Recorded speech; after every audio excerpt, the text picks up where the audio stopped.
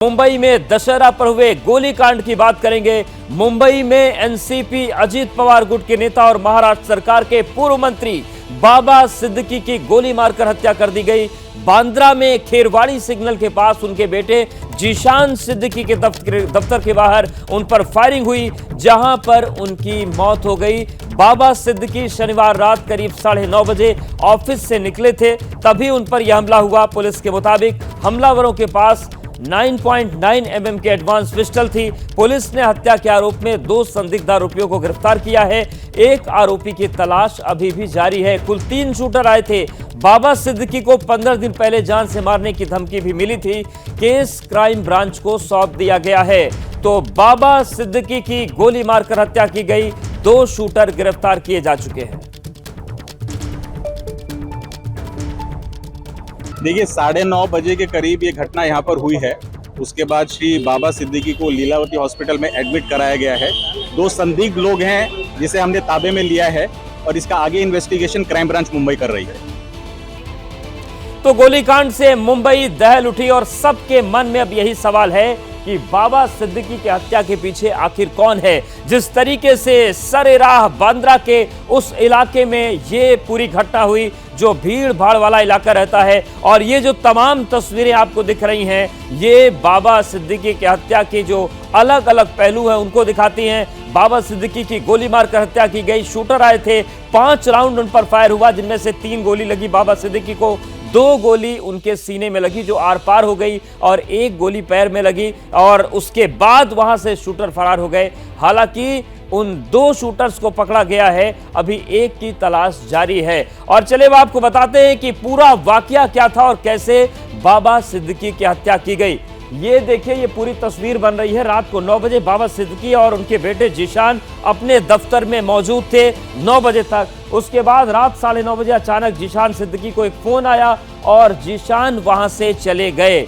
9:35 पर बाबा सिद्दीकी अपने दफ्तर से निकले और दफ्तर से 100 मीटर दूर गाड़ी तक पहुंचे। मिलने जुलने का सिलसिला चल रहा था समर्थकों से। बाबा सिद्दीकी के कार के पास एक बम फटा, लोग समझ नहीं पाए, और उसके बाद बम फटने के साथ ही गोलियां चलने की आवाज हुई। और फिर उसके बाद जब लोगों को समझ में आया, तब तक बाबा सिद्दीकी खून से लथपथ मिले। हालांकि फौरन उन्हें अस्पताल ले जाया गया। सीने में गोली उनको लगी, 3 गोली लगी थी उनको, और इसके अलावा 3 में से 2 आरोपी गिरफ्तार किए जा चुके हैं। 2 शूटर्स को पुलिस ने पकड़ लिया, लेकिन एक की तलाश जारी है।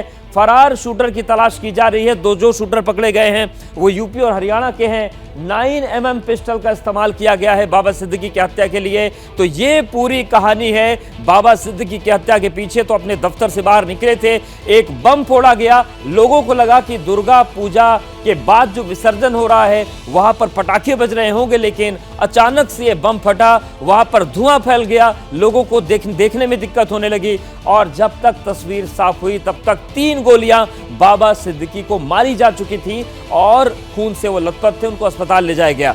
बाबा सिद्दीकी अपने बेटे के दफ्तर से निकलकर अपनी कार के पास जा रहे थे, तभी हमलावरों ने उन्हें निशाना बनाया। मुंबई से हमारे सहयोगी गणेश ठाकुर की यह रिपोर्ट देखिए।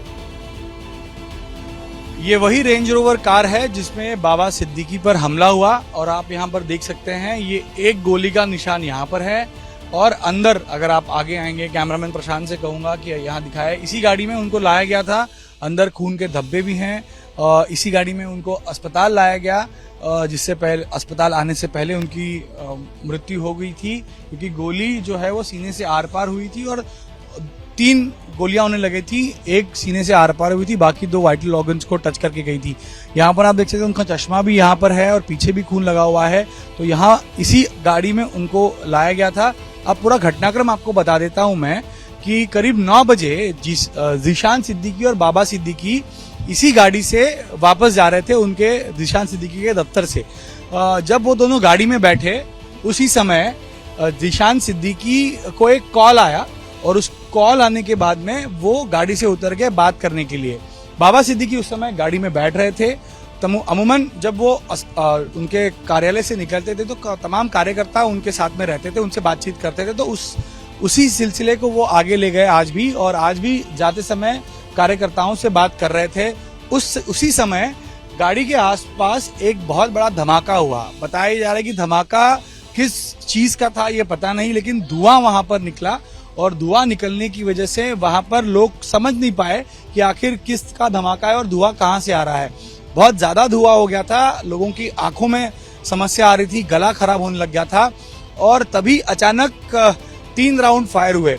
जब धमाका हुआ तो लोगों को ये लगा कि पास ही में दुर्गा माता का या राम मंदिर था, वहां पे जुलूस जा रहा था तो शायद पटाखे फोड़े गए होंगे। लेकिन जब धमाका होने के बाद धुआं कम नहीं हो रहा था और 3 राउंड फायरिंग की आवाज आई तो लोग धुएं के बीच में गाड़ी के पास जाते हुए नजर आए और 2 राउंड फायर हुए, जिसमें से 2 गोलियां यहाँ पर लगी। तो जब गाड़ी के पास लोग पहुंचे, उनके कार्यकर्ता पहुंचे तो देखा कि बाबा सिद्दीकी खून में लथपथ थे। उनके साथ एक व्यक्ति था, उसको भी गोली लगी थी, उसको वहां से निकाला गया और 3 लोग धुएं का सहारा लेते हुए वहां से भागते हुए नजर आए। तो लोगों ने उन्हें पकड़ने की कोशिश की, वहां बहुत हंगामा हुआ, शोर मचाया गया।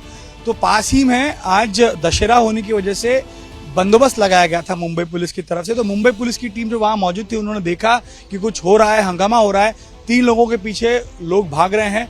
तो उन तीनों को पकड़ने की कोशिश मुंबई पुलिस की उस टीम ने की।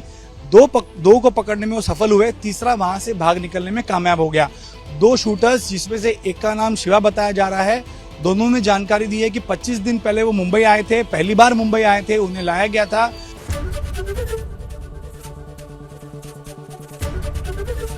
एबीपी गंगा, खबर आपकी, जुबान आपकी।